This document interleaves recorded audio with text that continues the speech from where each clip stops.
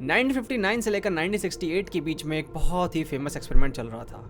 इस एक्सपेरिमेंट के अंदर किया यह जा रहा था कि जो एपिलेप्सी के मरीज होते हैं, जिनको मिर्गी के दौरे पड़ते हैं, उनका इलाज करने की कोशिश की जा रही थी। कोशिश ये थी कि किसी तरीके से उनको मिर्गी के दौरे ना पड़े। किया यह गया कि इसमें जो लेफ्ट ब्रेन और राइट ब्रेन को जोड़ने वाले जितने भी नर्व्स होते हैं, जो बंडल्स होते हैं नर्व्स के, जिनको कॉर्पस कैलोसम बोला जाता है, उनको कट कर दिया गया। कट करने के बाद अब लेफ्ट जो ब्रेन है और राइट ब्रेन है वो एक दूसरे से कम्युनिकेट नहीं कर सकते थे।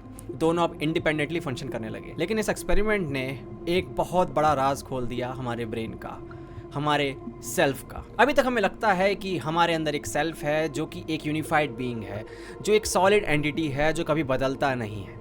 लेकिन इस एक्सपेरिमेंट के बाद जिन भी मरीज के अंदर ये कॉर्पस कैलोसम काट दिया गया था और लेफ्ट ब्रेन राइट ब्रेन अलग अलग तरीके से काम कर रहे थे, उनमें देखा गया कि उनकी हरकतें थोड़ी अलग हो गई हैं। मान लीजिए वो राइट हैंड से कुछ उठाना चाह रहे हैं तो लेफ्ट हाथ जो होता है उसको थप्पड़ मारता है राइट हैंड को कि नहीं, ये मत चूज कर, ये चूज कर। ऐसा लग रहा था जैसे बॉडी के अंदर दो सेल्फ हों, दो पर्सनैलिटीज हों, जो कि अलग अलग डिसीजंस ले रहे थे, अलग तरीके से रिएक्ट कर रहे थे। मान लीजिए आपका एक हाथ एक टी शर्ट चूज कर रहा है तो दूसरा हाथ दूसरी टी शर्ट चूज कर रहा है कि भाई ये पहन लेते हैं। अभी तक हमें लगता था जो सेल्फ है वो एक यूनिफाइड बीइंग है, वो एक है, लेकिन यहाँ पर हमें दो सेल्फ देखने को मिल रहे थे। ऐसा लग रहा था कि दो लोग हैं एक ही बॉडी के अंदर। तो स्प्लिट ब्रेन एक्सपेरिमेंट ने इस तरफ जरूर इशारा कर दिया कि जो अभी तक हम सेल्फ के बारे में सोचते आए हैं, जो आइडिया ऑफ सेल्फ है हमारा या सेंस ऑफ आई है, हमें लगता है कि वो एक ही है हमारी बॉडी के अंदर, वैसा बिल्कुल नहीं है। अभी और भी चीज़ों के ऊपर बात करेंगे, लेकिन पहले ये समझ लेते हैं कि जो ये सेंस ऑफ आई है, जो सेल्फ है, ये है क्या। अभी आपको पता है जब मैं आपसे पूछता हूँ आप क्या कर रहे हो तो आप बोलोगे मैं ये वीडियो देख रहा हूँ। अगर मैं पूछ लूँ भाई क्या खा रहे हो तो आप बोलोगे मैं ये खाना खा रहा हूँ, मैं यहाँ जा रहा हूँ, मैं अपनी आंखों से ये देख रहा हूँ, मेरे दिमाग में ये थॉट आ रहा है। तो जब आप ये बोल रहे हो मेरा मेरा मेरा, तो ये मेरा है कहाँ पर, आप बता सकते हो एक बार उसकी लोकेशन क्या है आपकी बॉडी के अंदर। मोस्टली लोग ऐसे बोलेंगे अपनी छाती की तरफ उंगली करके या फिर अपने दिमाग की तरफ उंगली करके, लेकिन मैं एग्जैक्टली पूछना चाहूँगा कहाँ है वो सेल्फ। क्योंकि अगर आप ये बोलते हो कि ये मैं हूँ, तो नहीं, ये आपका हाथ है, ये आपके पैर हैं, ये आपकी आंखें हैं, ये आपके कान हैं, ये आपका शरीर है। तो जो ये आई है, जो ये कह रहा है, ये सब कुछ ओन करता है, जो वो है कहाँ पर, कौन है इसका ओनर, कहाँ है वो ओनर, कहाँ से वो निकलती है सेंस ऑफ एजेंसी, कहाँ से वो फीलिंग आती है आई वाली। उसका लोकेशन मोस्टली लोगों को लगता है दिमाग के अंदर कहीं ना कहीं एक सीट है, कोई एक सी जगह है जहाँ से सेल्फ जो होता है वो जनरेट होता है। लेकिन मैं सिंपली बात करूँ न्यूरो साइंटिफिक एंगल से तो ऐसा बिल्कुल नहीं है।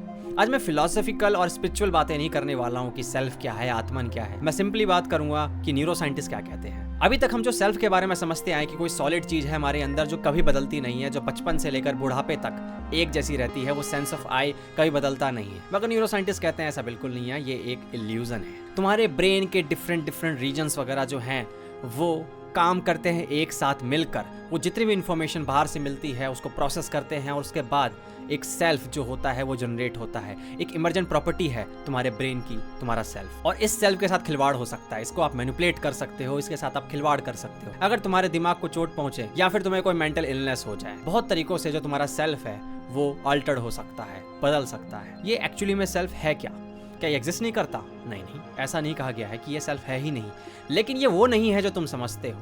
एक्चुअली में न्यूरो साइंटिस्ट ये कहते हैं कि जो ब्रेन है ये एक तुम्हें कहानी सुनाता है।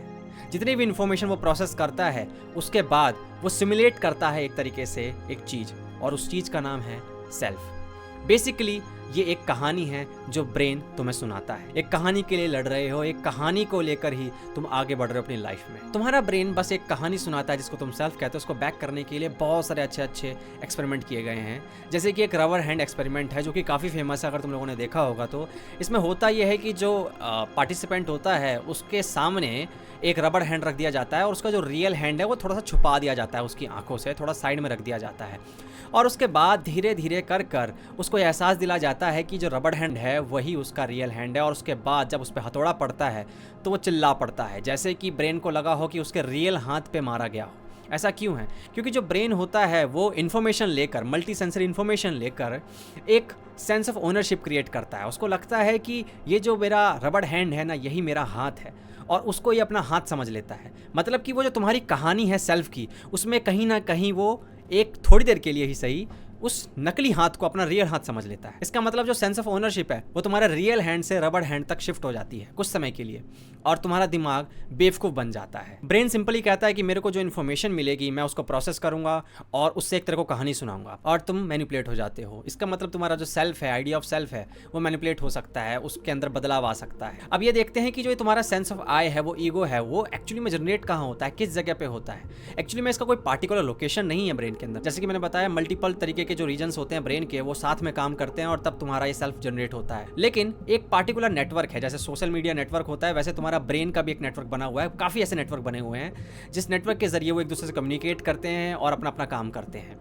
तो एक है डिफ़ॉल्ट मोड नेटवर्क। इसमें भी कुछ ऐसे एरियाज़ हैं तुम्हारे ब्रेन के जो साथ में जुड़े हुए हैं, साथ में कम्युनिकेट करते हैं और जनरेट करते हैं वो सेंस ऑफ आई। देखा ये गया है कि जब तुम डे ड्रीमिंग करते हो या विजुलाइज करते हो फ्यूचर को, या पास्ट की बात कर रहे होते हो, या खुद के बारे में ज़्यादा सोच रहे होते हो, तो यहाँ एक्टिवेशन देखने को मिली है। मतलब यहाँ पे खूब सारी हरकत देखने को मिलती है, न्यूरॉन्स फायर करते हैं बढ़िया तरीके से। लेकिन जैसे तुम वो काम करने जाते हो जिसमें तुम्हें फोकस और अटेंशन की जरूरत है, तो तुम्हारा डिफॉल्ट मोड नेटवर्क जो है वो डीएक्टिवेट हो जाता है थोड़ी देर के लिए, ऑफलाइन हो जाता है थोड़ी देर के लिए। देखा ये गया कि जो लोग मेडिटेशन करते हैं बहुत अच्छे तरीके से, उनके अंदर भी मेडिटेशन के वक्त डिफॉल्ट मोड नेटवर्क जो होता है वो ऑफलाइन चला जाता है।